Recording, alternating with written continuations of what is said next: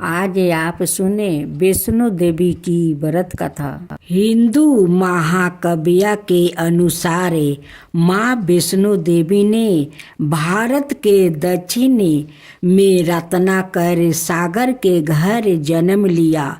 उनके लौकिक माता पिता लंबे समय तक निसंतान थे। देवी बालिका के जन्म से एक रात पहले रत्नाकर ने वचन लिया कि बालिका जो भी चाहे वो उसकी इच्छा के रास्ते में कभी नहीं आगे। माँ वैष्णो देवी को बचपन में त्रिकुटा नाम से बुलाया जाता था। बाद में भगवान विष्णु के वंश से जन्म लेने के कारण वो वैष्णो देवी कहलाई। जब त्रिकुटा 9 साल की थी तब उन्होंने अपने पिता से समुद्र के किनारे पर तपस्या करने की अनुमति चाही। त्रिकुटा ने राम के रूप में भगवान विष्णु से प्रार्थना की। सीता की खोज करते समय श्री राम अपनी सेना के साथ समुद्र के किनारे पहुँचे। उनकी दृष्टि गहरे ध्यान में लीन इस दिव्या बालिका पर पड़ी। त्रिकुटा ने श्री राम से कहा कि उसने उन्हें अपने पति के रूप में स्वीकार किया है। श्री राम ने उसे बताया कि उन्होंने इस अवतार में केवल सीता के प्रति निष्ठा वाहन करने का वचन लिया है, लेकिन भगवान ने उसे आश्वासन दिया कि कलयुग में वो कालिक के रूप में प्रकट होंगे और उससे विवाह करेंगे। इस बीच श्री राम ने त्रिकुटा से उत्तर भारत में स्थित मानिक पहाड़ियों की त्रिकुटा सिंहकाला में आवासित गुफे में ध्यान में लीन रहने के लिए कहा।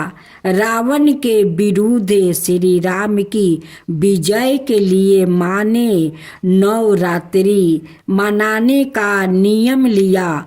इसलिए उचित संदर्भ में लोग नवरात्रि के 9 दिनों की अवधि में रामायण का पाठ करते हैं।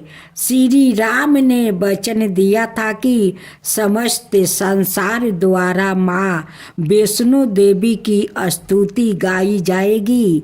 त्रिकुटा वैष्णो देवी के रूप में प्रसिद्ध होगी और सदा के लिए अमर हो जाएगी।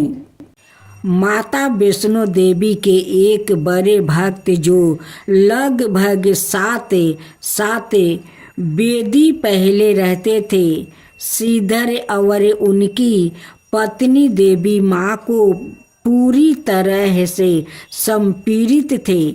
जहाँ एक बार श्रीधर को एक बार सपने में दिव्या के जरिए भंडारे करने का आदेश मिला, लेकिन श्रीधर घबराया। स्थिति के चलते इस बात से चिंतित थे कि वो यह योजना कैसे करेगा, जिसकी चिंता में वो पूरी रात जगे रहे और फिर सब किस्मत पर छोड़ दिया। सुबह होने पर लोग वहाँ प्रसाद ग्रहण करने के लिए आना शुरू कर दिया, जिसके बाद उन्होंने देखा कि वैष्णो देवी के रूप में एक छोटी सी कन्या उनके कुटिया में पधारी है।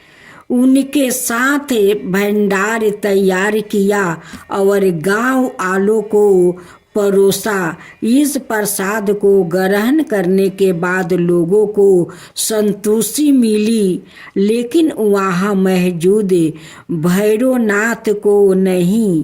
उसने अपने जानवरों के लिए और खाने की मांग की, लेकिन वहाँ वैष्णो देवी के रूप में एक छोटी कन्या ने श्रीधर की ओर से इसके लिए इनकार कर दिया, जिसके बाद भैरवनाथ यह अपमान सह नहीं पाया और भैरव ने दिव्या लड़की को पकड़ने की कोशिश की, लेकिन ऐसा करने में विफल रहा और लड़की गायब हो गई। इस घटना के बाद श्रीधर दुखी हो गया। उन्होंने अपनी माँ के दर्शन करने की लालसा थी, जिसके बाद एक रात विष्णु माता ने श्रीधर के सपने में दर्शन दिया और उन्हें त्रिकुटा पर्वत पर एक गुफा का रास्ता दिखाया, जिसमें उनका प्राचीन मंदिर है। श्रीधर ने बताया कि बातों के अनुसार पवित्र तीर्थ की खोज की और अपना जीवन उनकी सेवा में समर्पित कर दिया, जिसके बाद से ही यह मंदिर दुनिया भर में माता वैष्णो देवी के नाम से जाने जाना लगा। वैष्णो मंदिर में जाई के कलशा भराई के, वैष्णो मंदिर में जाई के कलशा भराई के, लाल लाल चुनरी ओढ़ाए रखे ना, मैया हमको सोहागिन बनाए रखे ना, मैया हमको सोहागिन बनाए रखे ना। मैया के माथे में बिंदिया सोहे, मैया के माथे में बिंदिया सोहे, लाल लाल सिंदूर लगाए रखे ना, मैया हमको सोहागिन बनाए रखे ना, मैया हमको सोहागिन बनाए रखे ना।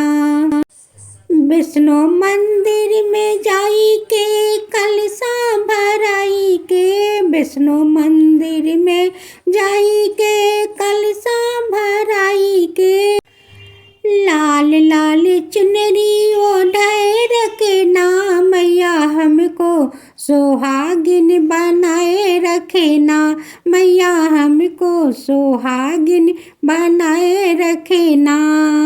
मैया के गले में हरवा सोहे, हरवा सोहे, हरवा सोहे, हरवा में लाल लाल मोती लगाए रखे ना, मैया हमको सोहागिन बनाए रखे ना। मैया के हाथे में चूड़िया सोहे, मैया के हाथे में चूड़िया सोहे, लाल लाल चूड़ी सजाए रखे ना, मैया हमको सोहागिन बनाए रखे ना, मैया हमको सोहागिन बनाए रखे ना। वैष्णो मंदिर में जाई के कलशा सजाई के, वैष्णो मंदिर में जाई के कलशा सजाई के, घीवा के बाती जलाए रखे ना, मैया हमको सोहागिन बनाए रखे ना, घीवा के बाती जलाए रखे ना, मैया हमको सोहागिन बनाए रखे ना। वैष्णो मंदिर में जाई के कलशा भराई के, लाल लाल चुनरी ओढ़ाए रखे ना, मैया हमको सोहागिन बनाए रखे ना। मैया के पावा में पायल सोहे, मैया के पावा में पायल सोहे, लाल लाल अलता लगाए रखे ना, मैया हमको सोहागिन बनाए रखे ना, मैया हमको सोहागिन बनाए रखे ना।